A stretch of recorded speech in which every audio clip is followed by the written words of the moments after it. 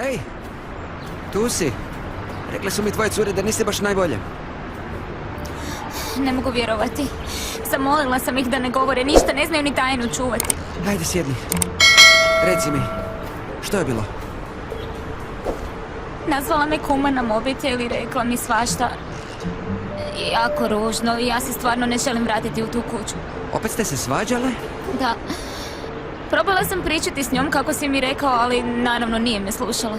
Prekinula me. Bila je jako okrutna. Baš je grozno živjeti s takvom osobom. Jedino me znao malo važavati. Da su bar moji roditelji ovdje... Ali nisu. Nisu i osjećam se baš sama. Užasno je biti sama. Da, imam svoje prijateljice, ali one to ne razumiju. Nisi sama.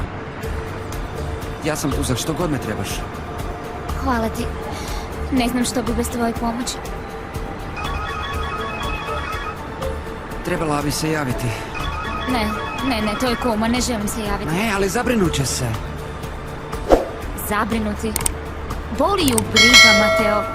Sigurno me zove da bi me kontrolirala kao i svoje zaposlenike. Ona i misli da sam ja još samo jedan od zaposlenika te kuće.